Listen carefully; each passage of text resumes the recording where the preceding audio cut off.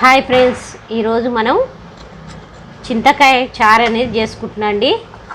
చూడండి, చింతకాయలు అనేది కడగాలి. ఇవి కడిగి గ్లాస్ వాటర్ పోసి నేను ఉడకబెడతాండి. ఉడకబెడితే దీంట్లో మనకు రసం అనేది తీయాలి. దాంతో మనకు పచ్చిమిర్చి వేసి చారు అనేది చేసుకుందాం. సూపర్ ఉంటుందండి చింతకాయ చారు అనేది. చూడండి, చింతకాయలు అనేది ఉడికిపోయినాయి అండి. ఇగో ఇలా మెత్తగా అయిపోయినాయి. చూడండి, ఇప్పుడు మనం పచ్చిమిర్చి, ఎల్లిపాయలు, అల్లం ముక్క వేసుకొని మనం మిక్సీ పట్టుకుందాం. ఒక టమాటా, ఉల్లిపాయలు. చూడండి, మనం ఇప్పుడు చారు అనేది చేసుకుందాం.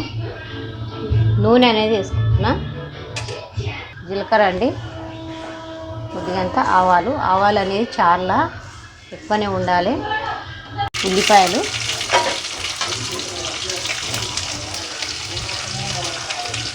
చూడండి, ఎండుమిర్చి 4 కట్ చేసి వేసుకున్నాం. చూడండి, దీంట్లోనే ఎల్లిపాయలు అనేది, అల్లం అనేది వేసిన, కొద్దిగంత ఉప్పు వేసి పట్టినండి మిక్సీ. మనకు టేస్ట్కి కారం ఎంత తింటామో అంత మనమండి. చూడండి, మనకు పచ్చిమిర్చి కదండి, చూసి వేసుకోవాలి. ఎక్కువ కారం ఉంటే చారు బాగుండదు. చూడండి, ఒకటి టమాటా అనేది కట్ చేసి వేసుకుంటున్నా. చారులోకి టమాటా అనేది టేస్ట్ ఉంటుంది. చూడండి, ఒక 2 నిమిషాలు మగ్గనిచ్చుకుందాం కారం అనేది. చూడండి, పసుపు అండి.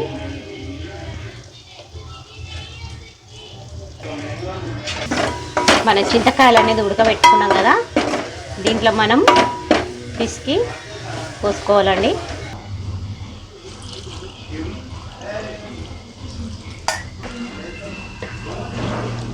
ఇది చారు అనేది మనకు పప్పులో కూడా వేసుకోవాలండి. సూపర్ ఉంటుంది పప్పు చారు అనేది కూడా. పప్పు చారు మన చింతపండు బదులు మనము ఇలాంటి ఉడకబెట్టుకొని చింతకాయలు అనేది పప్పు చారులు వేసుకుంటే సూపర్ టేస్ట్ ఉంటుందండి.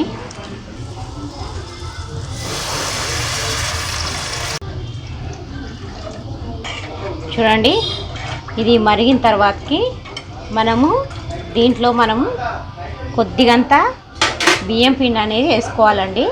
ఉంటుంది చారులోకి. చూడండి, మరుగుతుంది కదా చారు అనేది. కరివేపాకుకుందాం. చూడండి, మా ఇంట్లో పచ్చిది లేదు, కరివేపాకు అనేది ఎండిపోయిందండి. పచ్చిది వేసుకుంటే టేస్ట్ ఇంకా బాగుంటుంది. కొత్తిమీర కూడా కట్ చేసి వేసుకుందాం. చూడండి, ఇది బియ్యం పిండి అండి. మనము బియ్యము నానబెట్టుకొని కూడా మనం మిక్సీ పట్టుకొని వేసుకుంటే కూడా బాగుంటుంది. కానీ ఇప్పుడు నేను ఇంట్లో ఉన్నదే వేస్తున్నాను.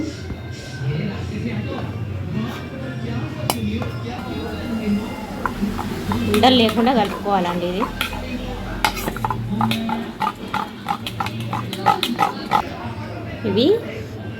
ఇవి చెక్క, లవంగ, ఇలాచీలు వేసి, ధనియాలు వేసి మసాలా అండి. ఇది కొద్దిగంత అంటే డైరెక్ట్ వేస్తే మనకు గడ్డలు వస్తాయి, అందుకే మనం ఇందులో కలుపుకొని వేస్తున్నాండి. చూడండి, ఉండలు లేకుండా ఇలా కలుపుకొని, మరీ చిక్కగా కాకుండా మరీ పలచగా కాకుండా పిండి అనేది వేసుకోవాలి. ఇలా కలుపుకుంటా వేస్తే గడ్డలు రాకుండా ఉంటుంది. చూడండి, చింతకాయ చారు అనేది సూపర్ ఉంటుందండి. ఇది ఒక 2 నిమిషాలు మరగనిచ్చుకోవాలి మనం. ఎందుకంటే ఇప్పుడే పిండి పోసినాం కదా, ఒక 2 నిమిషాలు మరిగితే బాగుంటుంది టేస్ట్ కూడా. పలచగా కాకుండా ఇలా ఉండాలి చారు. చూడండి, మరిగింది. చూడండి, రెడీ అయిపోయింది. మనం బంద్ చేసుకుందాం. చూడండి ఫ్రెండ్స్, చింతకాయ చారు అనేది రెడీ అయిపోయింది. చూడండి ఎలా ఉందో, సూపర్ ఉంది. దీంట్లోకి చింతకాయ చారులకి ఆమ్లెట్ అండి, కాంబినేషన్ సూపర్ ఉంటుంది. చింతకాయ చారులోకి ఆమ్లెటు మీరు కూడా తప్పకుండా ట్రై చేయండి. చింతకాయ చారు అనేది పిల్లలు కూడా చాలా చాలా అంటే టేస్టు, ఇది మనం చింతకాయతో చేసినాం కదా, సూపర్ టేస్ట్ ఉంటుందండి. ఒక్కసారి మీరు కూడా ట్రై చేసి తినండి. ఎలా వచ్చిందో కామెంట్స్లో మాకు చెప్పండి. మా ఛానల్ సబ్స్క్రైబ్ చేసుకోండి, లైక్ చేసుకోండి, షేర్ చేసుకోండి ఫ్రెండ్స్. Bye friends.